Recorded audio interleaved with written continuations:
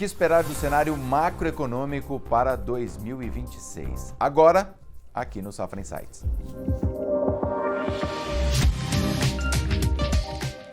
Bom, pessoal, para a gente falar desse horizonte de 2026, eu trouxe aqui o Matheus Ozignoli, que está sempre com a gente, falando principalmente de política monetária, né? Quando vai ter super quarta. Bem-vindo mais uma vez, Matheus, tudo bem? Obrigado, é um prazer estar aqui. Prazer é nosso em recebê-lo. Vamos lá, vamos começar falando de, antes de Brasil, vamos falar de economia americana? Como que a macroeconomia do Safra projeta desempenho da economia americana em 2026? O ano que vem deve ser um ano de continuidade. Então, tem coisas que ocorreram esse ano que a gente vê que devem continuar. Por exemplo, tem uma incerteza com tarifas, com o quanto a tarifa pode afetar a inflação, ou a atividade, ou o emprego, imigração. Essas incertezas que vêm nesse novo governo devem continuar no ano que vem. Por outro lado, a gente tem uma economia que ela ainda mostra alguma resiliência em consumo, em atividade, em investimento. Tem várias explicações para um PIB que continua bom. Então, se em 2025 a gente está prevendo um PIB de 2, o ano que vem deve ser 2,2.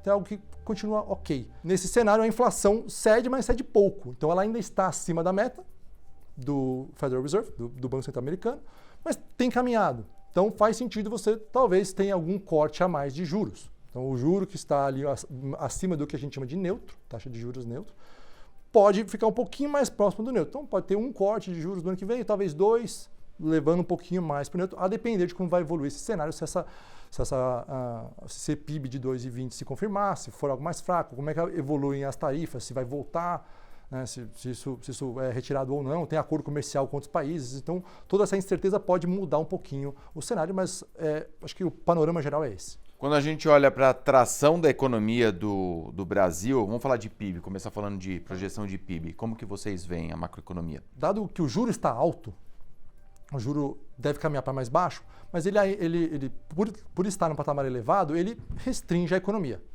Então, a gente está com juro de 15% e a atividade econômica ela deve desacelerar. Então, esse ano pode ser algo acima de 2, 2,1, 2,2, 2,3, o ano que vem deve ser algo como 1,6. Tem diferenças de composição. Um dos destaques desse ano foi o agro.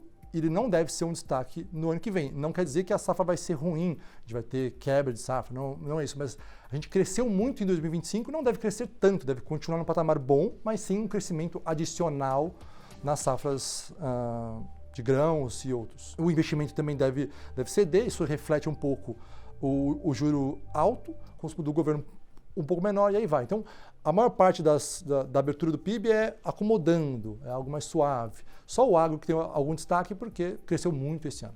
E a inflação? Se você quiser também até emendar depois, com esse contexto de inflação, falar um pouquinho de Selic, né? Que a gente, aqui no Brasil também a gente não está num juro neutro, né?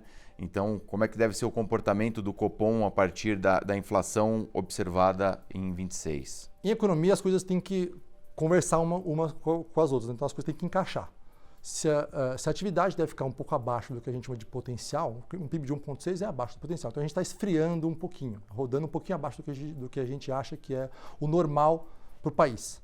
Então isso tende a puxar a inflação mais para baixo. Então a gente vê uma desinflação continuando. Já teve bastante de redução dessa elevação de preços, desacelerou o preço, deve continuar no movimento no próximo ano. Então a gente está prevendo inflação de 3,70 no ano que vem, não está na meta ainda, a meta é 3, então tem um espaço para continuar cedendo. E a melhora em especial vai ser no setor de serviços, que é o que mais conversa com o ciclo econômico, com a atividade arrefecendo. Então a gente não está falando que, de novo, a parte agro, a alimentação vai ser algo que vai mudar muito de um ano para o outro? Acho que não.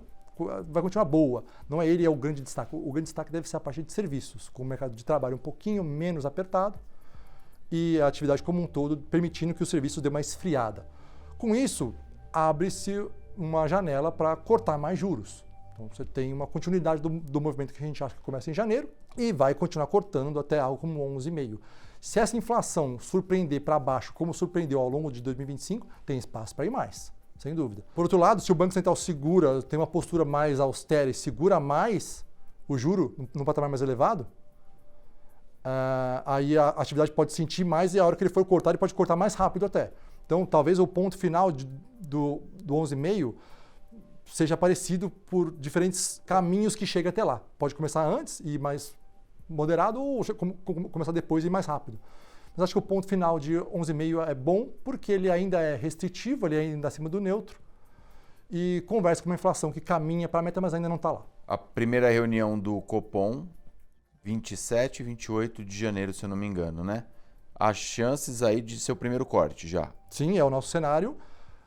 Se não for isso, é março. Tem uma divisão grande no que a gente entende de conversar com outras visões, outros economistas, e não há um consenso quanto a isso, né? Então tem ambas as visões. Como a economia vai evoluir daqui até lá, pode dar essa letra, e como o Banco Central também vai se portar. Pode ser que ele queira atuar de uma forma ou de outra, mesmo com a economia indo para um lado ou para o outro. Volte sempre, Matheus. Obrigado, viu? Obrigado. Até a próxima, pessoal. Tchau, tchau.